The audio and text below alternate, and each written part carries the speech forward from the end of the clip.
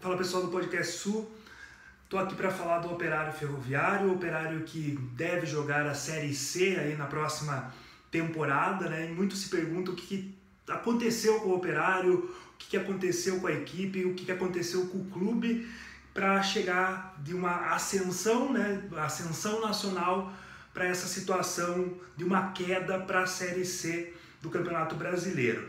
Primeiro, antes de eu falar de 2022, só vou fazer uma comparação que foi uma vez um treinador do Operário, que passou há muitos anos por aqui, ele usou uma seguinte comparação, ele falou que o Operário parecia um ovo de Páscoa.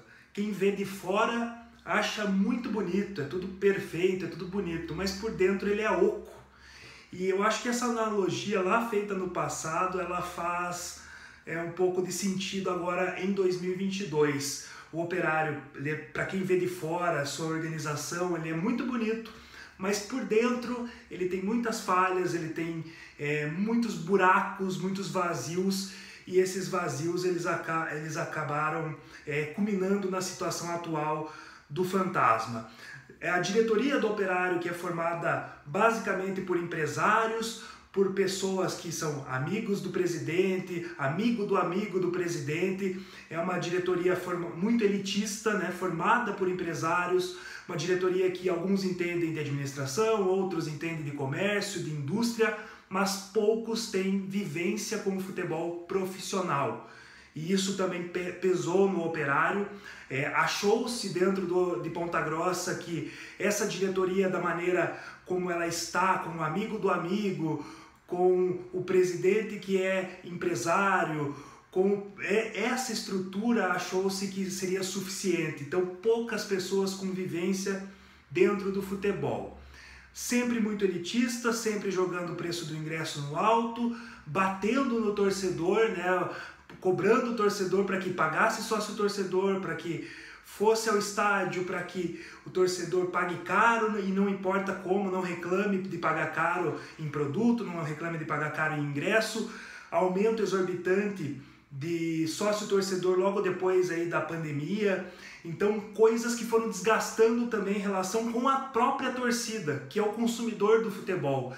Então, a própria torcida também cansou dessa cobrança, né? As únicas vezes que a diretoria do Operário veio a público era para cobrar a torcida. Não havia uma cobrança para treinador, não havia uma cobrança em cima de jogador, você via a cobrança em cima do torcedor. Parecia que o torcedor era culpado da situação do clube. Isso também desgastou muito a relação do Operário com o seu torcedor, né? O torcedor uma hora começou a cansar de ser cobrado pela direção do Operário Ferroviário. E nesse ano especificamente, a diretoria ela parece que lavou as mãos da gestão do Operário. Ela parece que largou a gestão do Operário. A impressão que dá é essa, porque poucas vezes veio a público, quando veio a público era para criticar o torcedor, e isso vem acontecendo desde o final do ano passado, quando o Matheus Costa, que é o atual treinador, deixou o clube. Foi uma sequência de quase 10 jogos sem vencer, né? Ele deixou o clube. O Ricardo Catalá, ele arrumou as coisas e manteve o time na Série B, mas o clube já tinha flertado um pouco com a zona baixa da tabela de classificação.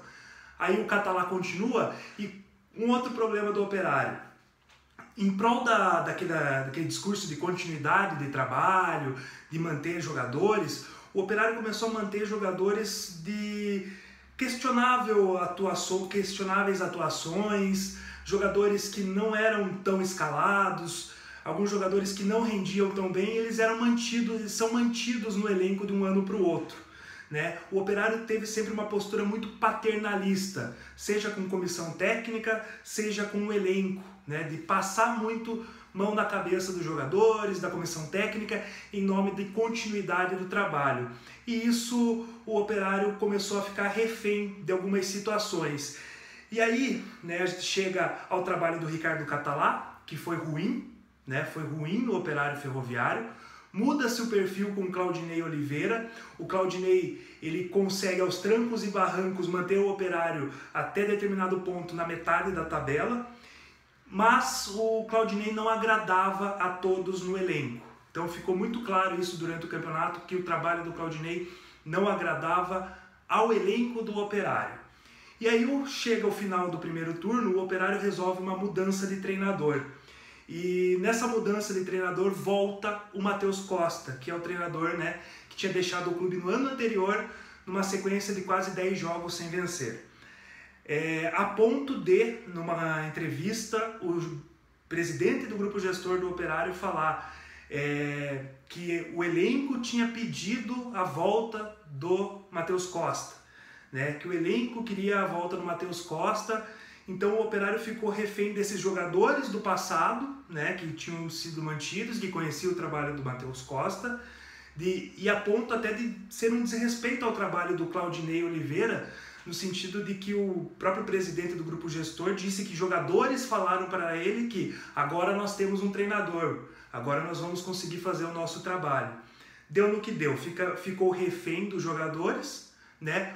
O Operário se eximiu completamente então da escolha de um treinador, de um perfil de trabalho, deixou na mão dos jogadores, e isso é público, né? A própria diretoria do Operário citou isso em entrevista. E o Matheus Costa, o mesmo treinador que tinha deixado o clube depois de uma sequência de 10 jogos sem vitória, conseguiu apenas 2 vitórias no segundo turno do campeonato. Ou seja, não estou culpando exclusivamente Matheus Costa, não. O trabalho do ano inteiro já vinha sendo ruim, mas culpo quem fez a escolha, da maneira que fez a escolha, de deixar na mão dos jogadores, deixar na mão do elenco, de um elenco de alguns jogadores viciados, de alguns jogadores que já são questionáveis no seu modo de atuação, já nem vinham atuando bem desde o ano passado. O Operário mantém esses atletas, e esses atletas que definiram quem seria o treinador no segundo semestre, ou seja, o Operário lavou as mãos por completo, né? A diretoria deixou a gestão na mão, né, desses jogadores, e a partir do momento que o Operário, sem uma gestão de qualidade, com o elenco insatisfeito, começa a declinar, né? Então o Operário entra em declínio. Essa falta de tato com o futebol, ela é um problema dentro do Operário. Então quem vê de fora sabe que a administração é boa, que dinheiro não é o problema, mas falta uma gestão interna de qualidade pensando em futebol. E aí o Operário entrou nessa realidade. A realidade do Operário é a queda para a Série C do Campeonato Brasileiro. Precisa renovar tudo, né? Precisa parar de querer trazer amigo para ser diretor, porque era muito bonito você ser diretor do Operário um tempinho atrás, né? Um tempo atrás o Operário estava bem, o Operário estava subindo, então era muito bonito. Todo mundo queria ser pai do Operário. E agora o Operário precisa repensar.